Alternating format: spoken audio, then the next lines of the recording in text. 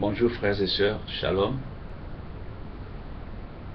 Aujourd'hui, par la grâce du Seigneur Jésus-Christ, je vais commencer avec une série d'enseignements en ce qui concerne le royaume de Dieu, juste pour donner la connaissance à certaines personnes qui n'en ont pas, et surtout pour amener certaines personnes à se convertir en Christ, parce que le Seigneur Jésus-Christ revient bientôt. C'est pourquoi vous me voyez. Tout d'abord, je vais me présenter. Qui suis-je? Je suis le serviteur de Dieu, votre frère en Christ, le pasteur Denis Ilosono Bekili. J'habite la Suisse et précisément dans la ville de Zurich. Je dirige l'église CMC, c'est-à-dire Christ Ministry Church. C'est une église missionnaire de Christ. Et ma vision est celle de donner la connaissance de Jésus-Christ, de parler de Jésus-Christ à tout homme et de faire des hommes des nations, des témoins de Christ et aussi de concitoyens célestes, les enfants de Dieu, pour que toutes ces personnes qui vont croire au travers du message que le Seigneur Jésus-Christ m'a donné puissent avoir la garantie du salut, être sauvés et être pour toujours avec le Seigneur. Je vais tout d'abord dire quelque chose. La Bible est en train de nous parler lorsque le Seigneur Jésus-Christ il avait envoyé ses disciples pour aller évangéliser dans le ville où lui-même devait se rendre. Et la Bible nous dit que lorsqu'ils sont revenus, ils étaient vraiment donc épatés de voir que les démons leur ont été soumis, et puis bon, ils vont le dire au Seigneur. Mais le Seigneur va leur reprendre et va leur dire de ne pas se réjouir parce que les démons leur sont soumis, mais ils devaient se réjouir parce que leurs noms sont écrits dans les cieux. Je vais prendre la Bible pour introduire notre enseignement d'aujourd'hui qui est intitulé « La révélation du seul vrai Dieu ». La révélation du seul vrai Dieu. Je ne sais pas, peut-être vous allez vous poser des questions, mais comment cet homme, ce serviteur de Dieu, il ose donner un tel thème et dire que la révélation du seul vrai Dieu, qu'est-ce que cela veut dire? Donc nous allons découvrir ça nous tous ensemble à la lumière des Écritures. Alors comme introduction, je vais prendre ma Bible et nous allons lire dans Jean 10, versets 21 à 22. Excusez-moi, nous allons lire dans Luc chapitre 10, de verset 21 au verset 22. Que dit la parole de Dieu? En ce moment même, Jésus tressaillit de joie par le Saint-Esprit et il dit: Je te loue, Père, Seigneur du ciel et de la terre, de ce que tu as caché ces choses aux sages et aux intelligents, et de ce que tu les as révélées aux enfants. Oui, Père, je te loue de ce que tu l'as voulu ainsi. Toutes choses m'ont été données par mon Père, et personne ne connaît qui est le Fils, si ce n'est le Père, ni qui est le Père, si ce n'est le Fils, et celui à qui le Fils veut le révéler. Nous voyons ici, le Seigneur Jésus-Christ est en train de parler des choses du royaume de Dieu qui ne sont pas accessibles aux intelligents et aux sages de ce monde. Ce n'est pas moi qui le dis, mais c'est le Seigneur Jésus-Christ lui-même qui dit cela. Et il dit que, en ce qui concerne la divinité, personne ne connaît celui qui est le Fils. Donc, c'est-à-dire, c'est le Père qui donne la révélation du Fils, et personne ne connaît celui qui est le Père, si ce n'est le Fils, c'est-à-dire le Fils qui donne la révélation du Père. Et la personne qui a reçu cette révélation directement du Fils de Dieu, qui est Jésus-Christ, pourrait aussi enseigner sur la divinité. Donc c'est-à-dire c'est pas quelque chose qui est mince, c'est pas quelque chose qui est simple. On a besoin de révélation du ciel pour pouvoir enseigner aux autres ou parler avec exactitude et certitude sur la divinité. Alors il y a eu quelque chose qui s'était produit dans ma vie. Lorsque je commençais le ministère, quelques années après, le Seigneur m'avait fait grâce de rencontrer une sœur, une Suissesse qui s'appelle Daniela. Et cette sœur qui avait cru vraiment au message que Dieu m'avait donné, m'accompagnait un peu partout pour l'évangélisation. Un jour, la sœur Daniela, il va me dire, oui, mais tu sais Denis, j'ai quelqu'un, c'est vraiment une femme athée, elle est vraiment très avancée dans le satanisme, et j'aimerais bien que nous allions là-bas à Zurich, vers Erlisbach, pour aller l'évangéliser. Je lui ai dit, attends, je vais prier, et si le Seigneur me le dit, je le ferai volontiers. Je priais, et le Seigneur m'a donné l'autorisation de me rendre chez elle avec la sœur Daniela.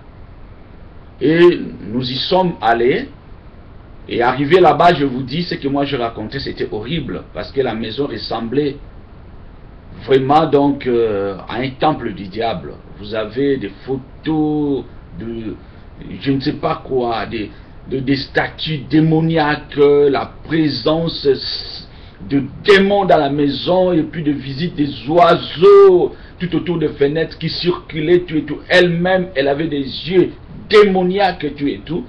Mais le Seigneur a commencé à me donner des paroles pour donner à cette Suissesse.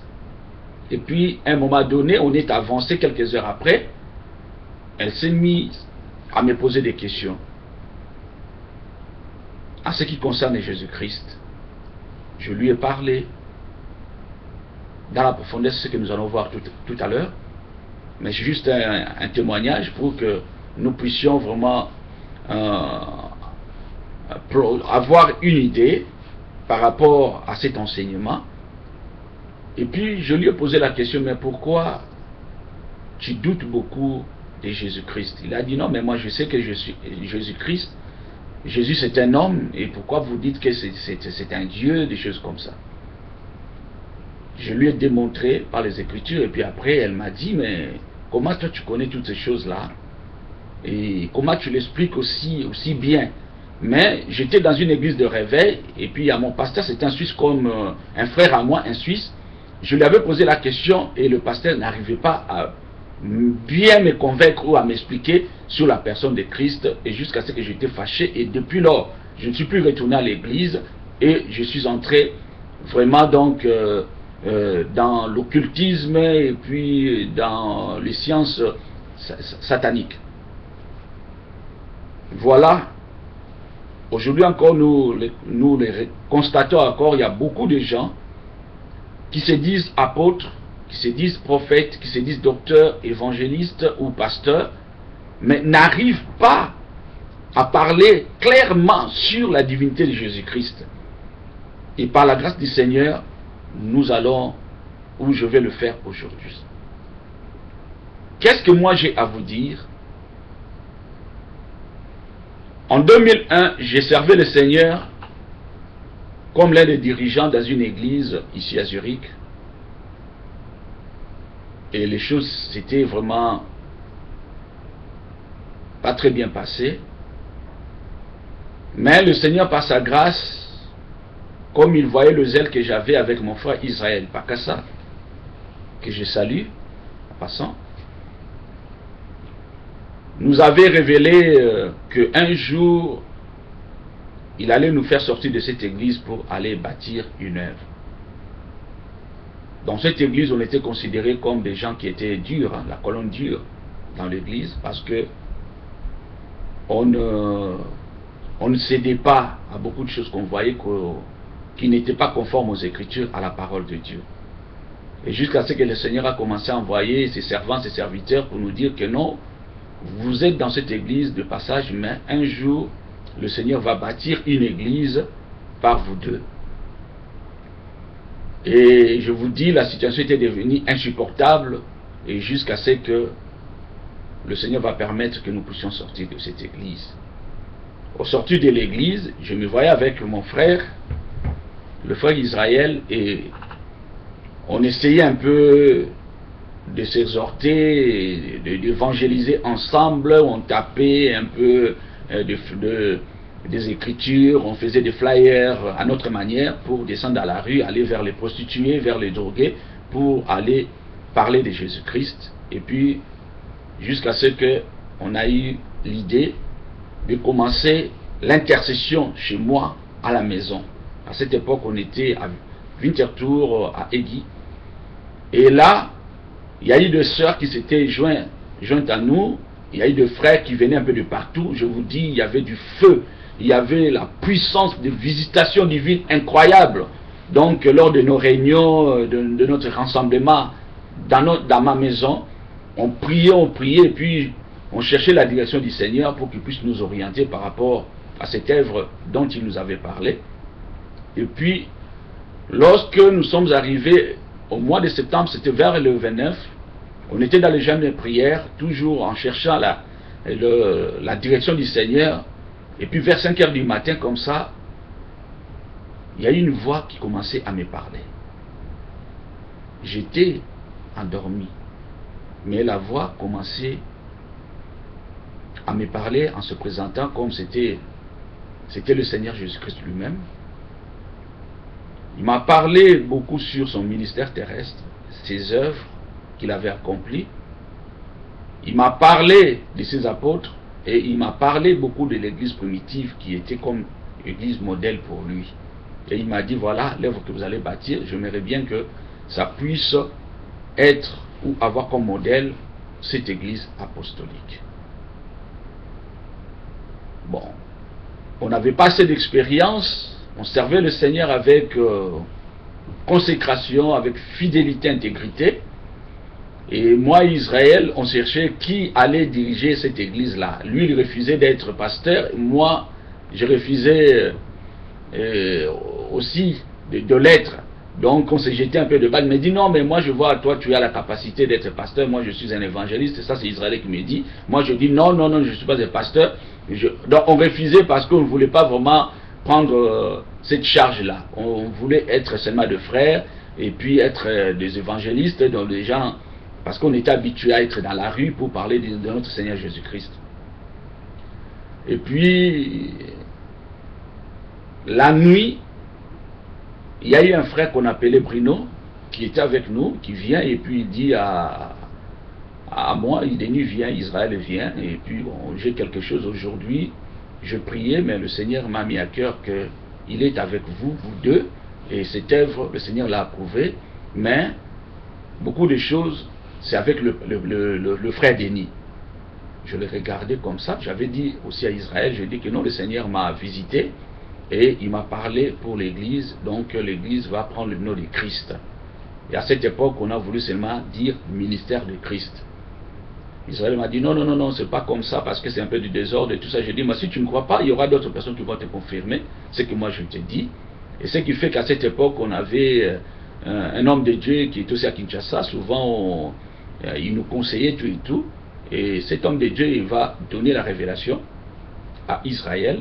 Et c'était comme ça. Et puis la nuit aussi, quand on dormait, et Israël va venir frapper très fort parce qu'il dormait ces jours-là dans ma maison. Il va frapper dans ma chambre et puis il va entrer. Je vois Israël avec qui on s'était un peu disputé concernant cette révélation. Il va m'embrasser. Il va dire, ah, tu es mon frère, tu es mon frère. Et puis on était là, nous deux, dans le bras. Il m'a dit, non, le Seigneur m'a montré que tu étais là, tu es revêtu d'une robe blanche et puis tu tenais une Bible, une grande Bible blanche dans ta main, et puis je voyais une colombe qui venait, et puis pour se poser sur cette Bible-là. Il a dit non, en tout cas je crois, continuons l'œuvre de Dieu ensemble, Dieu est avec nous, et voilà. Donc le Seigneur m'avait révélé beaucoup plus sa divinité, ce qu'il était, son église et tout ça. Donc c'était en 2002. Qu'est-ce que je vais dire par là? Qu'est-ce que je veux dire par là? La révélation de Jésus-Christ, la révélation de Dieu, c'est pas donné à n'importe qui. Et personne aussi ne mérite cela. Ce n'est qu'une grâce. Jésus peut donner cette révélation à qui il veut, comme il veut et quand il veut, parce que c'est lui qui est le chef. Qu'est-ce qui va se passer? Au lieu que je puisse rester avec cette révélation, et j'avais décidé de m'inscrire au séminaire international de théologie et leadership à Zurich. Et c'était la première promotion. J'étais parmi les gens que le docteur Hans Strupler avait contacté parce que c'était dans une réunion de pasteurs à Zurich et il m'avait parlé un peu de son projet. Il m'a dit non, mais on était à City Church à Zurich, mais pasteur Denis, j'avais un projet à l'époque, j'avais parlé à Joseph, c'est-à-dire le pasteur José de Zurich. Donc je voulais un peu aider les serviteurs de Dieu qui viennent d'Afrique, les francophones, pour que je puisse faire une école de formation des serviteurs de Dieu. Mais on ne s'était pas bien attendu, puis on s'est perdu, je ne sais pas qu'est-ce qu'il est devenu. Je lui ai dit non, le pasteur José est toujours là, il est à Zurich. Mais l'idée que vous dites là, est-ce que vous avez toujours la même idée? Il dit oui, mais je vais faire ça, mais est-ce que tu connais Adamo? Je lui ai dit oui, je connais le pasteur Adamo, c'est mon frère. Il dit bon, est-ce que tu ne peux pas voir Adamo? Et voir Adamo, comme ça on peut relancer cela pour implanter cette école au niveau de Zurich. Je dis ok, pas de problème, je vais vous contacter et je vais contacter Adamo. Et j'ai contacté Adamo, je l'ai appelé la nuit, je lui ai dit est-ce que tu connais un tel pasteur, il s'appelle Hans, tout ça. Ah ok, Hans, je connais. Mais il m'a parlé de l'école de théologie et de leadership. Est-ce que tu en as une idée, tout ça? Tu en as une idée? Il a dit oui, on avait essayé de faire ça avec Jonathan, mais bon, on avait laissé de côté. Moi je dis bon, relançons cela. Je suis partant, relançons cela, et ça va vraiment aider beaucoup de serviteurs de Dieu, surtout dans la vie de Zurich. Et c'est ainsi que on a relancé, et puis bon, ça s'est passé comme ça s'était passé, et puis l'école était là, c'est-à-dire le séminaire international de théologie et de leadership, donc de Zurich, version anglaise c'est ISTL, dirigé par le docteur Hans Strupler.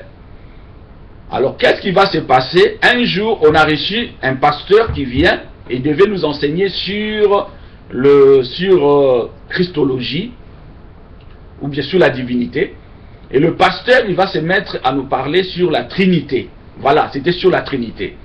Et la façon dont il enseignait la Trinité, personnellement j'étais frustré. Je posais des questions, mais je voyais un peu mes collègues qui étaient là comme s'ils n'étaient pas contents. Bon, c'était comme si tu voulais te faire passer pour comme quelqu'un qui connaissait un peu trop. Je me suis dit, poser des questions, je vois les autres, ils ne sont pas contents. Mais qu'est-ce que je peux faire? Je posais des petites questions, mais je ne suis pas allé dans la profondeur de ma question, de peur d'essayer un peu de mettre mal à l'aise le professeur, quoi. Mais je vous dis, frères et sœurs, vous qui me suivez, dans mon âme et dans mon cœur, j'étais frustré, je n'étais pas du tout content. Et au niveau de l'église, le thème du mois, c'était la divinité de Jésus-Christ. Et je devais débuter avec cet enseignement. Nous sommes sortis, l'enseignement était fini au séminaire international de théologie et leadership CITEL, c'est samedi-là. Et tout samedi dans la nuit, j'étais très troublé. Très, très, très troublé. Je ne dormais pas, je n'arrive pas à fermer l'œil. Et qu'est-ce qui va se passer? Au moment où je dormais, à un moment donné, je voyais quelqu'un devant moi. La personne rayonnait, robe blanche et d'une blancheur que je ne peux pas décrire. Son visage rayonnait. Et puis la personne va me poser la question. Moi, je l'ai reconnu avec les enseignements qui vont suivre. peut-être j'en parlerai dans la profondeur, j'ai reconnu cette personne-là. Et elle va me poser la question. Denis, il m'appelle par mon nom. Qui suis-je, moi? Je lui ai dit, tu es le Fils de Dieu, Jésus-Christ. Il m'a dit, ne crois-tu pas que je suis Dieu? Moi je lui ai dit, je crois que tu es le Fils de Dieu et tu es Dieu en même temps. Il m'a dit, ne crois-tu pas que je suis Dieu? Je dis, je crois que tu es le Fils de Dieu et tu es Dieu. Il m'a dit, pourquoi que je suis Dieu? Veux-tu que je me transforme en lumière pour que tu crois que je suis Dieu? J'ai répondu pour la troisième fois. Je crois que tu es le Fils de Dieu et tu es Dieu. Et il m'a touché, il m'a béni et c'était arrêté. Je me suis réveillé, j'ai regardé ma montre, il faisait 5 heures du matin. Je me suis dit, waouh. Je pleurais. Je pleurais. Je dis à mon épouse, je l'ai réveillée, je dis, le Seigneur était ici. Il m'a visité. Ça m'a encore réconforté, m'a encouragé pour que je puisse garder le message que j'avais reçu de mon Seigneur Jésus-Christ. Et le dimanche, je suis allé et je prêchais avec puissance sur la divinité de Jésus-Christ. Ce que moi j'ai à dire aux serviteurs de Dieu, demeurons dans le message que le Seigneur nous a donné. Que chacun demeure dans le message que le Seigneur lui a donné. Il passera par là pour que tu sois une bénédiction pour son peuple. Depuis ce jour-là, je prêche avec force et puissance que Jésus-Christ est Dieu. Peut-être vous qui me suivez, vous me prenez pour un fou, ou vous ne croyez pas à ce que moi je dis, car ça a été toujours ainsi depuis toujours. Les gens qui reçoivent de révélations de Dieu, lorsqu'ils vont parler de la part du Seigneur, les gens ne vont pas toujours croire. Mais je vous dis que les incrédules ne vont pas entrer dans le royaume des cieux, dans le royaume de Dieu. Croyez à ce que moi je vous donne comme révélation. Alors pour que vous soyez persuadés et que vous croyez à ce que moi je vous dis, je vais prendre ma Bible et nous allons entrer dans notre sujet d'aujourd'hui qui est la révélation du seul vrai Dieu, Jésus-Christ. Nous allons parcourir la Bible parce que lorsqu'on parle d'enseignement, c'est la lecture aussi de la parole de Dieu. Nous allons prendre dans Ésaïe 40, verset 26. Qu'est-ce que la parole de Dieu est en train de nous dire? Attendez un peu.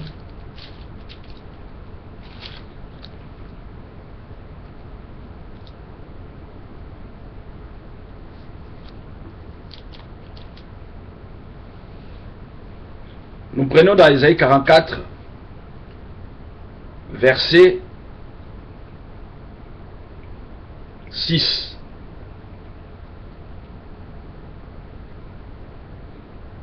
Ainsi parle l'Éternel, roi d'Israël, son Rédempteur, l'Éternel des armées. Je suis le premier et je suis le dernier, et hors moi, il n'y a point de Dieu. Nous voyons ici le Seigneur se présente comme le premier et le dernier, et il dit que il est le seul Dieu. Prenons encore le verset 24, toujours Ésaïe 44. Ainsi parle l'Éternel ton Rédempteur, celui qui t'a formé de ta jeunesse, de ta naissance. Moi l'Éternel, j'ai fait toutes choses. Seul j'ai déployé les cieux, seul j'ai étendu la terre. Nous voyons ici le Seigneur est en train de dire que il est le seul Dieu, le seul éternel et le seul créateur. Il a bien dit que seul j'ai déployé les cieux, seul j'ai étendu la terre. Voyons encore dans Ésaïe 42, le verset 5. Ésaïe dit ceci: ainsi parle Dieu l'Éternel, qui a créé les cieux et qui les a déployés, qui a étendu la terre et ses productions, qui a donné la respiration à ceux qui la peuplent et le souffle à ceux qui y marchent. Nous voyons toujours le Seigneur est en train de dire qu'il est le seul créateur. Il ne dit pas nous, mais il dit je. Dans Isaïe 55, verset 12 à 18 et 18, qu'est-ce que le Seigneur il dit? Isaïe 55, verset 12. C'est moi qui ai fait la terre et qui sur elle ai créé l'homme. C'est moi, ce sont mes mains qui ont déployé le ciel, et c'est moi qui ai disposé toute leur armée. Je répète, l'Éternel il dit ceci: c'est moi qui ai fait la terre et qui sur elle ai créé l'homme. C'est moi, ce sont mes mains qui ont déployé le ciel, et c'est moi qui ai disposé toute leur armée. Là je vais essayer un peu de dire à vous qui me suivez, il y a beaucoup de gens qui disent que trois dieux ont créé l'homme. Faisons l'homme à notre image. Donc Dieu s'adressait à deux autres dieux. Je vous dis, c'est du paganisme. Dieu, lorsqu'il veut faire quelque chose, il s'adresse toujours à son conseil céleste. Avant de créer l'homme, les anges ont été créés, les archanges ont été créés, tous ceux qui sont dans le ciel, qui constituent le conseil de Dieu, ont été créés. Et quand Dieu veut faire, il n'est pas vraiment un dictateur, il réunit son conseil et il va s'adresser à son conseil. Et ici nous voyons une preuve que le Seigneur a dit que c'est moi qui ai fait la terre et qui sur elle ai créé l'homme. Il n'a pas dit avant créé l'homme, ai créé l'homme. Nous allons encore continuer avec Jean 1, verset 1. Je peux réciter cela parce que c'est quelque chose que tout le monde connaît, mais je préfère toujours que nous lisons. La Bible nous dit ceci: au commencement était la parole, et la parole était avec Dieu, et la parole était Dieu. Elle était au commencement avec Dieu. Toutes choses ont été faites par elle, et rien de ce qui a été fait n'a été fait sans elle. Nous voyons que la Bible est en train de nous parler de la parole. La parole qui a créé toutes choses qui existent, le visible, les invisibles, ceux qui sont dans les cieux, sur la terre, sous la terre, ont été créés par la parole, et la Bible l'appelle Dieu, la parole. Allons au verset 14, que nous dit la parole de Dieu? Et la parole a été faite chair et elle a habité parmi nous, pleine de grâce et de vérité, et nous avons contemplé sa gloire, une gloire comme la gloire du Fils unique venu du Père. Nous voyons ici l'apôtre Jean est en train de parler de la parole qui a créé toutes choses. Cette parole qui est appelée Dieu. Et Jean dit que cette parole a été faite chair et elle a habité parmi les hommes, c'est-à-dire parmi les Juifs.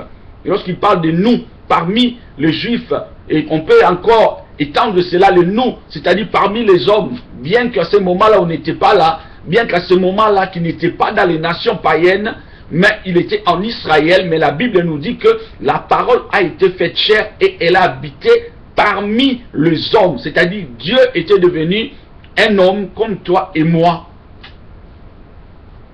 nous dit les Écritures. Peuple de Dieu, comment Dieu est-il?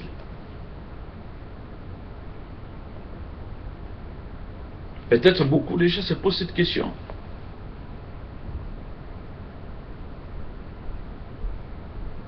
La nature de Dieu, son corps, comment Dieu est-il?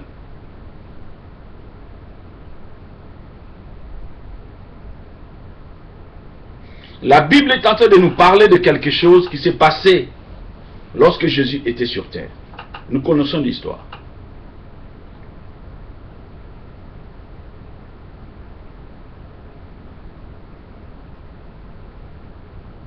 Jésus, il va rencontrer la femme samaritaine.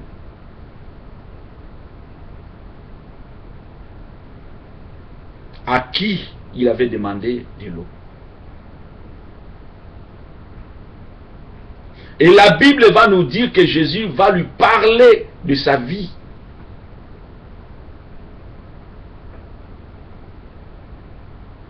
La Bible nous dit, parce que je ne vais pas entrer dans la profondeur sur ce message-là, que Jésus va révéler comment est Dieu.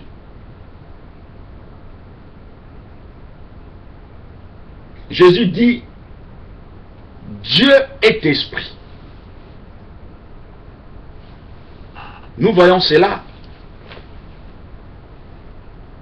Jean 4.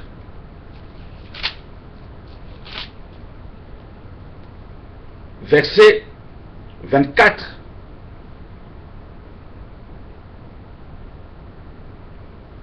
Jésus dit à la femme samaritaine, Dieu est esprit, il faut que ceux qui l'adorent, l'adorent en esprit et en vérité.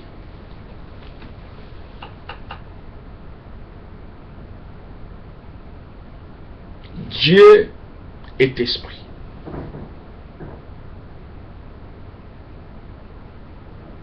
Et nous savons, nous tous, lorsque le Seigneur fut ressuscité, il va apparaître à ses disciples qui étaient dans la tristesse d'avoir perdu leur maître, leur Seigneur, le Rabbi, le maître. Et ils avaient cru d'avoir vu un esprit. Et le Seigneur va dire, il va montrer des preuves comment ses mains ont été percées, ses côtes ont été percées. Et il va leur dire de croire qu'il n'était pas un esprit, car l'esprit n'a pas d'os, comme il le voyait. L'esprit est immatériel.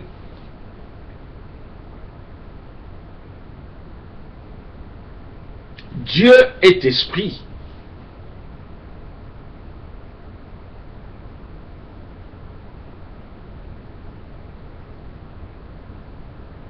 La Bible est en train de nous parler encore de quelque chose. L'apôtre Jean,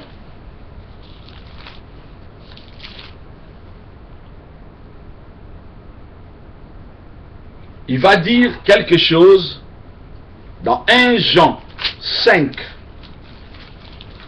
1 Jean chapitre 1, verset 5. Que nous dit l'apôtre? La nouvelle que nous avons apprise de lui et que nous vous annonçons, c'est que Dieu est lumière et qu'il n'y a point à lui de ténèbres.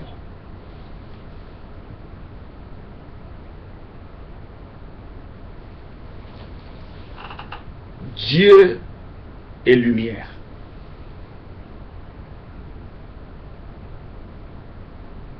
Qu'est-ce que je veux dire par là?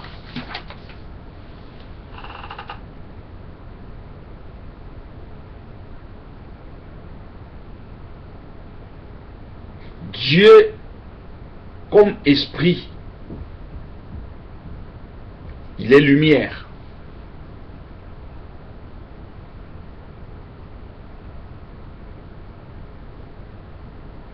La Bible nous parle d'un homme qu'on appelait Saul de Tarse.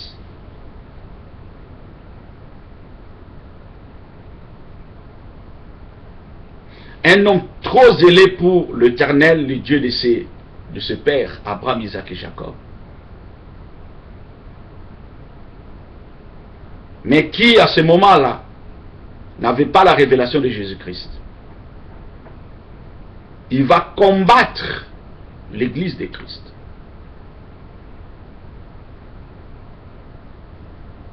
Il va persécuter le chrétien. Il va même approuver la mort d'Étienne. Saul de Tarse. Il va recevoir des anciens, des souverains sacrificateurs, la lettre pour aller arrêter les chrétiens à Damas et les jeter en prison. Il entrait même dans la maison. Il prenait les chrétiens et les jetait en prison.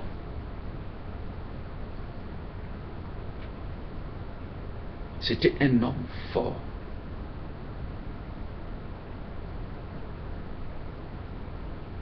Puissant selon lui. Qui ne reculait devant rien. Et rien ne l'arrêtait. Et la Bible nous dit, sur le chemin de Damas, avec la colère qui l'animait, la détermination qu'il avait pour mettre fin à la doctrine de Christ et à cette église apostolique, cette église primitive. Quelque chose va se passer. Dieu est esprit, Dieu est lumière, en tant qu'esprit.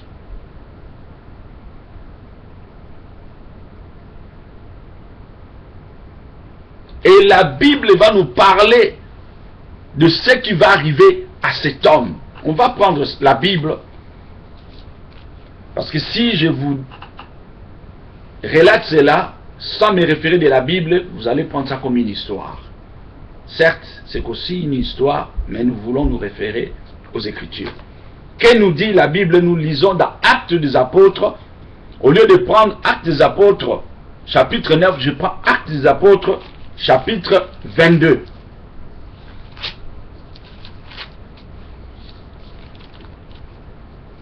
Qu'est-ce que Paul dit dans Actes des Apôtres, chapitre 22?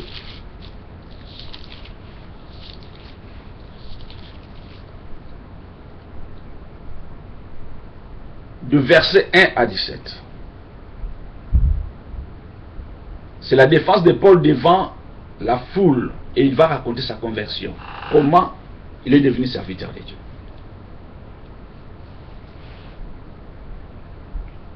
Hommes, frères et pères, écoutez ce que j'ai maintenant à vous dire pour ma défense. Lorsqu'ils attendirent qu'il leur parlait en langue hébraïque, ils redoublèrent de silence. Et Paul dit: je suis juif, né à Tarse en Cilicie, mais j'ai été élevé dans cette ville-ci, instruit au pied de Gamaliel, dans la connaissance exacte de la loi de nos pères, étant plein zélé pour Dieu, comme vous l'êtes tous aujourd'hui.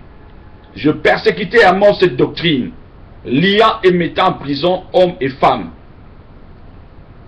Les souverains sacrificateurs et tous les collèges des anciens m'en sont témoins. Je même reçu d'eux de lettres pour le frère de Damas, où je me rendis enfin d'amener liés à Jérusalem ceux qui se trouvaient là et de les faire punir. Comme j'étais en chemin et que j'approchais de Damas, tout à coup vers midi, une grande lumière venant du ciel resplendit autour de moi. Paul, il voit une grande lumière resplendir autour de lui. J'ai tombé par terre, lui qui était puissant, lui qui était fort, lui qui se considérait comme un homme très fort, mais il était maintenant par terre. J'ai tombé par terre et j'ai entendu une voix qui me disait, Saul, Saul, pourquoi me persécutes-tu? J'ai répondu, qui es-tu, Seigneur? Et il me dit, je suis Jésus de Nazareth que tu persécutes. Ceux qui étaient avec moi virent bien la lumière, mais ils n'entendirent pas la voix de celui qui parlait. Alors je dis, que ferai-je, Seigneur? Et le Seigneur me dit, lève-toi, va à Damas, et là on te dira tout ce que tu dois faire. Comme je ne voyais rien, et à cause de l'éclat de cette lumière, ceux qui étaient avec moi me prirent par la main, et j'arrivai à Damas. Or, un homme, Ananias, homme pieux selon la loi, et de qui tous les Juifs demeurant à Damas rendaient un bon témoignage, vint se présenter à moi. Et il me dit, Saul mon frère, recouvre la vue. Au même instant, j'ai recouvré la vue et je l'ai regardé. Il dit, le Dieu de nos pères t'a destiné à connaître sa volonté, à voir le juste et attendre les paroles de sa bouche. Car tu lui serviras de témoin auprès de tous les hommes des choses que tu as vues et entendues. Et maintenant, pourquoi tardes-tu? Lève-toi, sois baptisé et lavé de tes péchés en invoquant le nom du Seigneur. L'apôtre Paul, sur le chemin de Damas, avec sa détermination, va faire une rencontre avec quelqu'un qui n'est pas comme tous les hommes. La lumière. La lumière va lui parler. La lumière l'a renversé. Il était par terre. Aucune main ne l'a touché. Mais c'était la lumière. Par terre, et la lumière va lui parler et va se présenter à Paul. Son nom est Jésus de Nazareth.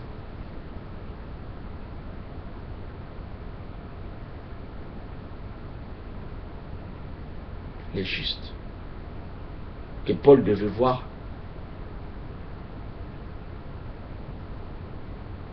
et voir de lui des choses, c'est-à-dire recevoir des révélations et attendre les paroles de sa bouche pour devenir son témoin. Parce que nous sommes témoins par rapport à ce qu'on a entendu et on a vu. C'est ce que nous témoignons. La lumière. Dieu est esprit. Dieu est lumière. Jésus va dire un jour aux Juifs, pendant que je suis dans le monde, je suis la lumière du monde.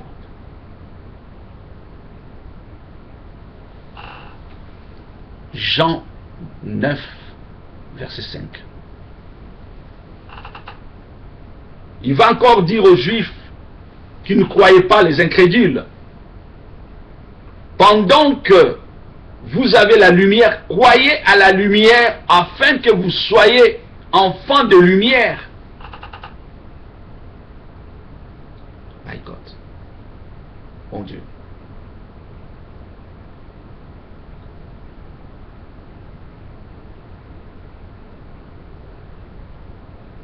Dieu est lumière.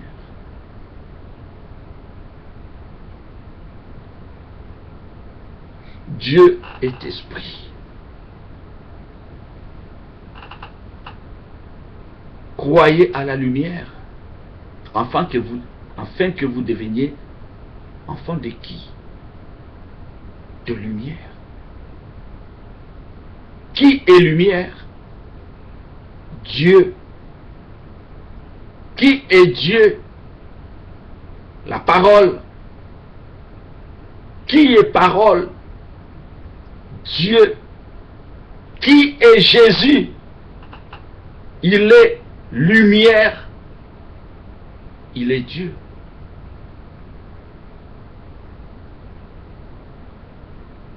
Lorsque j'ai introduit ce message, nous avons lu dans Ésaïe, Dieu s'est frappé la poitrine, il se disait qu'il était le seul vrai Dieu.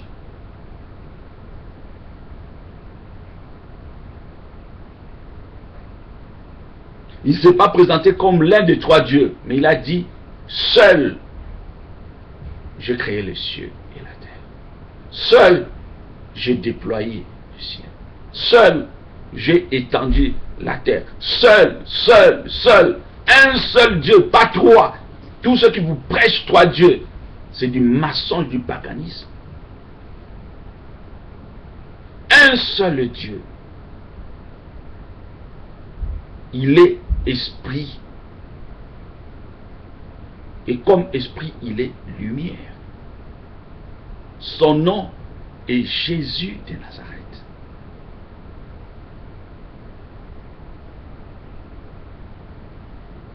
Boudez si vous avez l'habitude de bouder. Mais lorsque nous parlons de Jésus-Christ, on n'est pas là pour plaire aux hommes.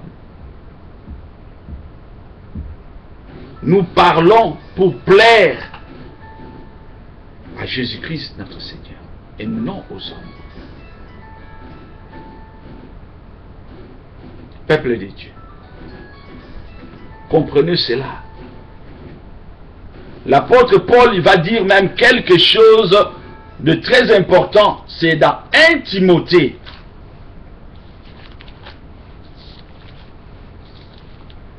Chapitre 6.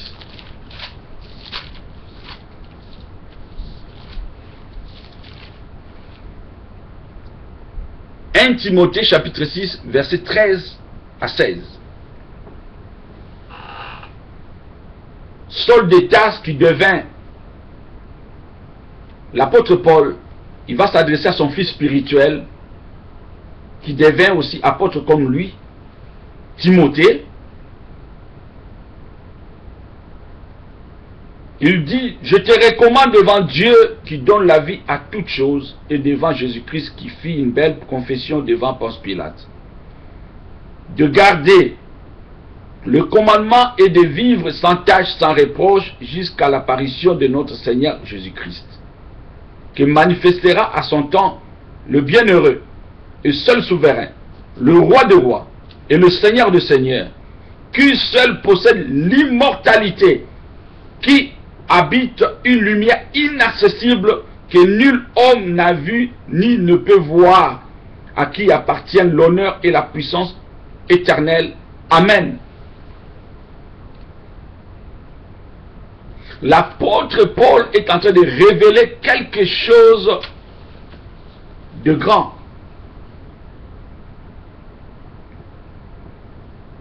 En Jésus, le roi des rois, le Seigneur de seigneurs, réside l'immortalité. C'est-à-dire que Jésus, il ne meurt pas, il ne peut pas mourir. C'est pourquoi même il dit aux Juifs, j'ai le pouvoir de donner ma vie et j'ai le pouvoir de la reprendre. Personne ne me ôte la vie. Ça, il faut que tu sois Dieu pour dire de telles choses. Depuis Genèse jusqu'à Apocalypse, aucun homme, aucun serviteur de Dieu, aucun non-croyant, personne, ni le diable, ni le démon, ni les anges, n'a pu dire cela, faire de telles déclarations. Mais un homme qui vint sur la terre dans ce monde, il dit cela. Comprenez-vous? Il a le pouvoir de donner sa vie. Il a le pouvoir de répandre sa vie. Comprenez qu'une telle personne est divine. Est divine. Excusez-moi.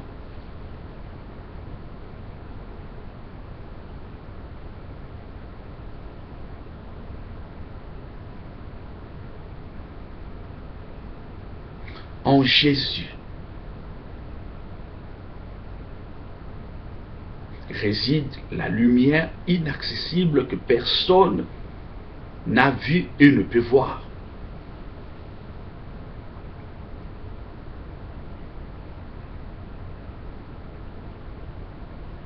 Dieu a dit à Moïse, tu ne peux pas voir ma face, car l'homme ne peut pas voir ma face, et personne ne peut me voir et rester en vie. Pour que nous puissions voir Dieu,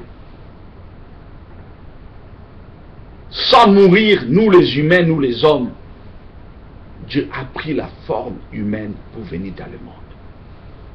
Mais dans cet homme à qui on a donné le nom de Jésus, le nom qu'on appelait Jésus de Nazareth, résidait la plénitude de la divinité, c'est-à-dire la lumière se cacha dans cette personne qui est Jésus.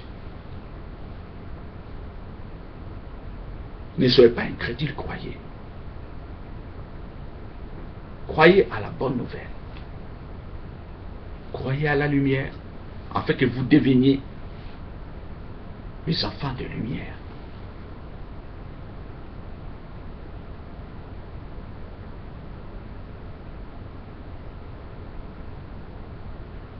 Jésus va dire, je suis la lumière du monde.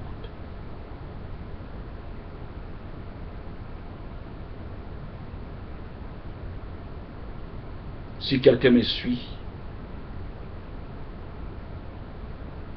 il ne marchera pas dans les ténèbres, mais il aura la lumière de la vie.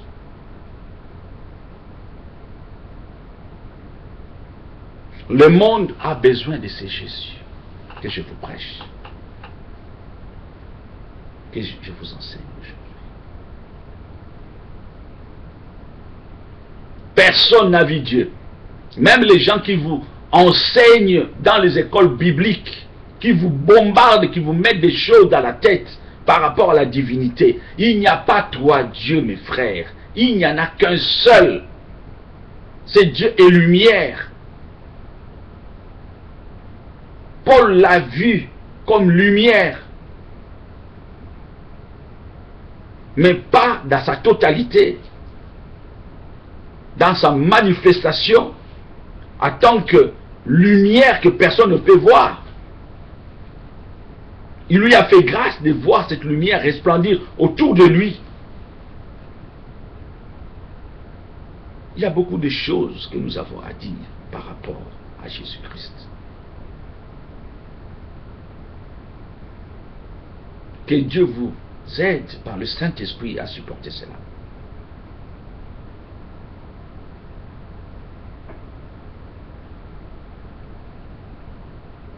La Bible nous dit, lorsque Jean était aux îles de Patmos, et le Seigneur va se révéler à Jean, comment le Seigneur s'était-il présenté à Jean, l'apôtre, aux îles de Patmos?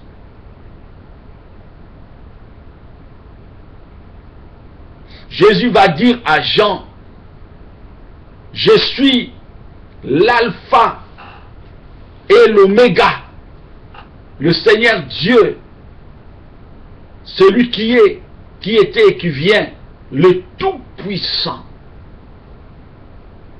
Le Tout-Puissant. L'alpha et l'oméga. Le Seigneur Dieu, le Tout-Puissant. C'est comme ça. C'est ainsi que Jésus se présenta à Jean aux îles de Patmos. Qui est le Tout-Puissant?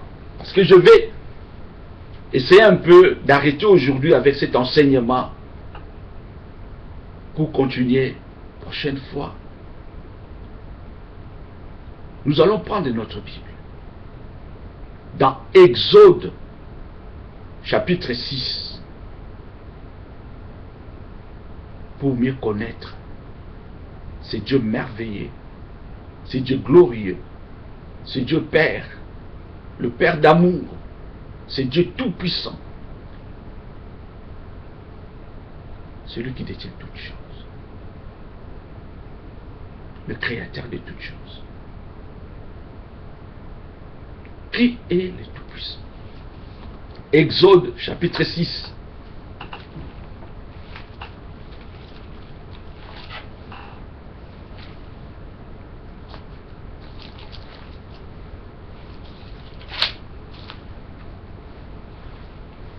De versets 2 à 3.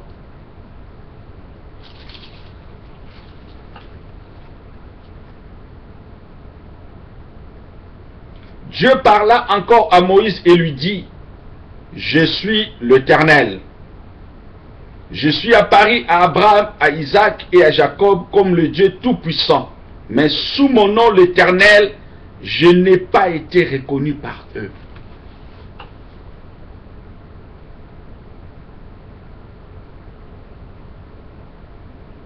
Le Tout-Puissant, c'est le nom sous lequel Dieu s'est révélé à Abraham, à Isaac et à Jacob. L'Éternel, c'est le nom sous lequel Dieu s'est révélé à Moïse et aux enfants d'Israël qui étaient en captivité en Égypte. Et Jésus dit à Jean, son disciple, qui était avec lui, qui a mangé avec lui, qui a vu Jésus pleurer, qui a vu Jésus crucifié, qui a vu aussi Jésus ressuscité des morts, que je suis le Dieu tout-puissant, l'alpha et l'oméga.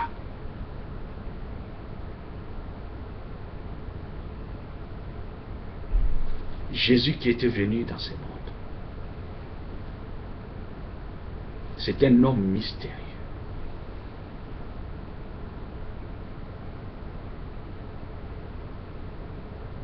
Ne jugez pas Jésus parce que vous avez attendu ou vous avez lu qu'il était devenu comme un homme. Dieu fait tout ce que le bon lui semble et personne ne peut lui poser la question, que fais-tu? Assis sur son trône, il règne sur l'univers. Et il domine sur toute chose. Il peut prendre la forme d'un lion, il peut prendre la forme d'un aigle, il peut prendre la forme d'un agneau, il peut prendre la forme d'un homme, il peut prendre la forme de lumière. Il est Dieu, il est illimité, il est capable de tout. C'est pourquoi il avait pris la forme de l'homme pour venir pour nous sauver et nous garantir notre salut. Jésus-Christ.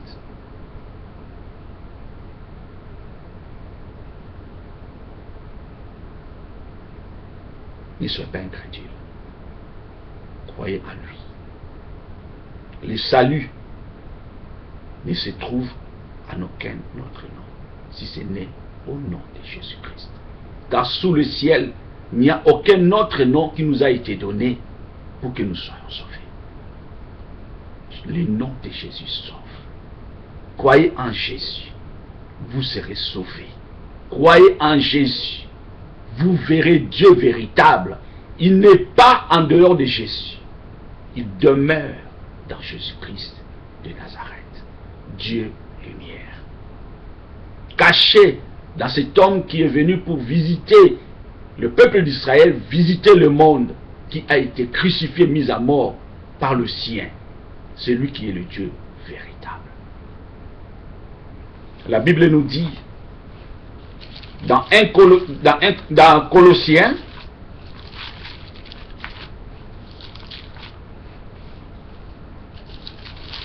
chapitre 1,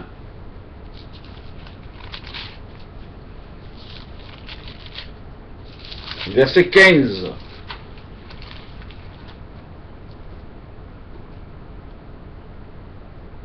À 17. Le Fils est l'image du Dieu invisible, le premier-né de toute la création, car en lui ont été créées toutes les choses qui sont dans les cieux et sur la terre, le visible et les invisibles, trône, dignité, domination, autorité. Tout a été créé par lui et pour lui. Il est avant toute chose et toute chose subsiste en lui.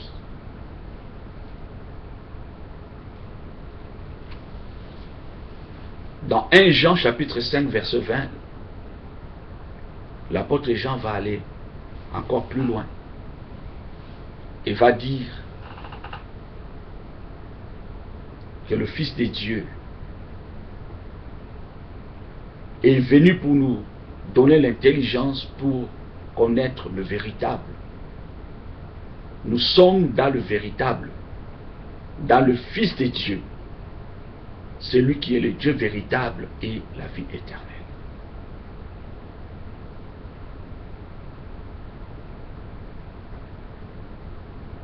C'est Jésus, le créateur de toutes choses. C'est Jésus.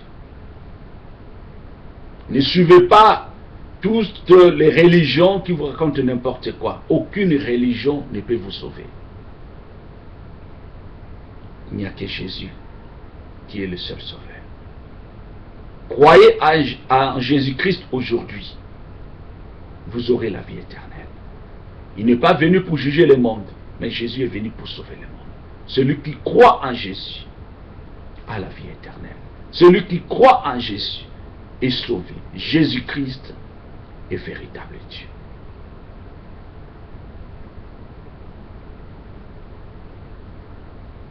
Prions. Seigneur de gloire, merci pour ta bonté. Merci pour ta révélation.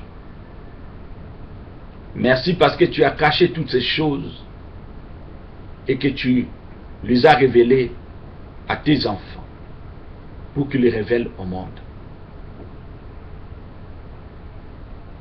Ô grand Dieu, tu nous as fait grâce, mais le monde rejette cette grâce. Je te prie, Seigneur, que toutes les personnes qui m'ont suivi, je ne suis que rien, mais toi tu es tout. Je n'ai pas parlé de moi, mais je parlais de toi, le seul vrai Dieu, afin qu'ils croient et que tu les sauves. Révèle-toi à chacun d'eux, de manière particulière, personnelle. Seigneur, comme tu t'es révélé aux apôtres, Seigneur de gloire, les 12 que tu avais pris avec toi, comme tu t'es révélé, éternel Dieu, à Paul, et comme tu t'es révélé à moi et à tant d'autres. Oui, Seigneur, tu es lumière. Oui, Seigneur, tu es esprit. Oui, Seigneur, tu as revêtu la chair. Oui, Seigneur, tu mourris pour nous. Oui, Seigneur, par ta mort et ta résurrection, aujourd'hui nous avons la vie et nous sommes appelés enfants de Dieu. Membres de la famille de Dieu. Les concitoyens célestes. Sois béni notre Dieu. Merci pour tout, Saint-Esprit, pour ton inspiration. Et bénis le corps de Christ en général. Fortifie ceux qui sont affaiblis et sois avec ceux qui sont persécutés à cause de cet évangile. Sois béni, Seigneur. À toi l'honneur, la puissance et la gloire, au siècle de siècles. Au nom de Jésus-Christ, mon Seigneur et mon Dieu, je viens ainsi de prier. Amen. Que Dieu vous bénisse. Au revoir. À la prochaine.